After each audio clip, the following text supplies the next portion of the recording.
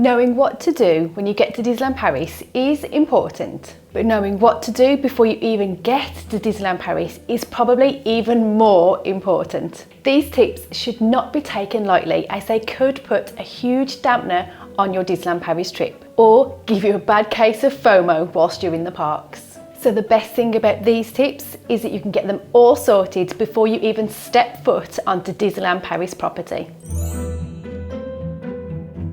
Update your prescriptions. Just because you're in Disneyland Paris does not mean that you're invincible. Make sure that all your prescriptions are up to date before you go. It's also a good idea to take a copy of your prescription just in case you and your luggage get separated. Even if you're not taking any prescription medication, make sure you take the over-the-counter drugs that you know work best for you and is there just in case you need it. Headaches, colds, upset tummies and even sunburn can still hit when you're at Disneyland Paris. And if you have the correct medication to hand, it could potentially save the day. And also don't forget that there are first aid centres located within the parks. Learning how to use the Disneyland Paris app effectively before you go. Don't leave it until you arrive to download the Disneyland Paris app. Do it a few weeks or even months before you go, because not only does it have super handy maps of both parks on there, it updates in real time for ride queues, lists the times for the incredible shows, the meet and greets are listed on there, and you can sync your holiday to the app and it gives you a really cute countdown, which I log into every morning once I've booked a Disneyland Paris holiday, just to check how many days I've got left. It will also display your holiday details on there, and also you'll be able to book your restaurant reservations. And once there, you can book your individual fast passes for each ride, and also make your virtual queue to meet Spider-Man and another Avenger in the Avengers campus. Booking your restaurant reservations. I have seen countless comments on Facebook and Instagram of people saying that they have arrived at Disneyland Paris without any restaurant reservations as they have left it too late, meaning they're missing out on eating in the restaurants that they want to eat in. You really do have to be organised when it comes to restaurant reservations at Disneyland Paris. And this links nicely to my previous point. Download the Disneyland Paris app as soon as you can and start tracking for when you are able to book the restaurant reservations you want. Take a look at the different restaurants within the parks and Disney Village and have a look at their menus, and then make a list of the restaurants you would like to try. It can be really hard to decide where you would like to eat so far out from your holiday, or even if you'll be hungry at that certain time of day. But you know the kind of food that you like to eat, so just start there. So make your restaurant reservations and plan them into your park days. If, as you get closer to your trip, you decide that you don't want to eat in that particular restaurant, make sure to cancel that reservation so that it frees the table up for other guests who would like to dine there. And don't forget, the character dining and any new restaurants on property get snapped up at lightning speed. Break your shoes in before you go. You may have bought the perfect pair of park shoes, or state-of-the-art trainers, or some water-resistant sandals. They are brand new and are going to be super stiff. So wear them in ahead of time so that your feet don't suffer in the parks. Wear them around the house, on the school run, or just doing your shopping. This will save you from so much pain whilst in the parks.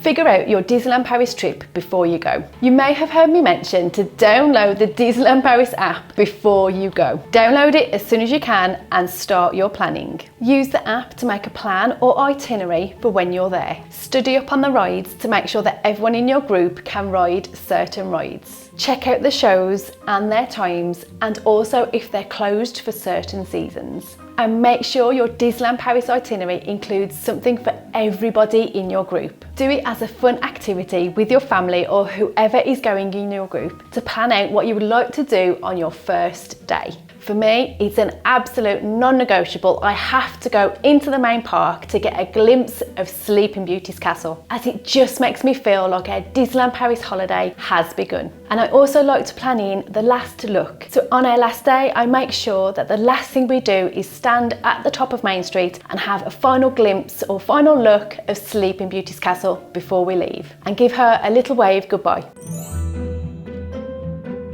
Another app to download before you go to Disneyland Paris is an hour-by-hour weather app, as this will help plan your days in the parks. If you see some heavy rain heading your way within the next hour, either head for one of the incredible Disneyland Paris shows or for something to eat. You can also use the extended forecasts to plan what you would like to take with you to wear in the parks.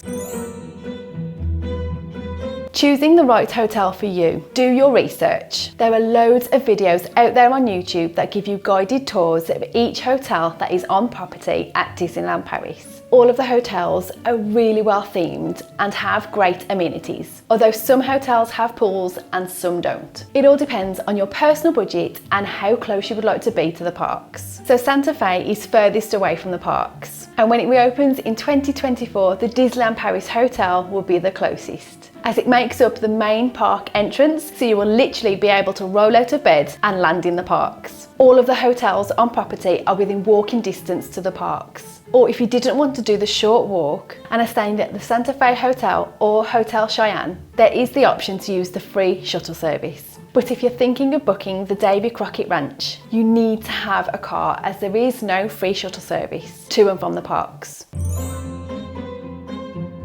It may not be something you think about before you get to the parks, but it will definitely be something that you think about whilst you're there. Packing for fickle weather. Don't underestimate the heat at Disneyland Paris. During late spring and summer, the heat can be pretty intense.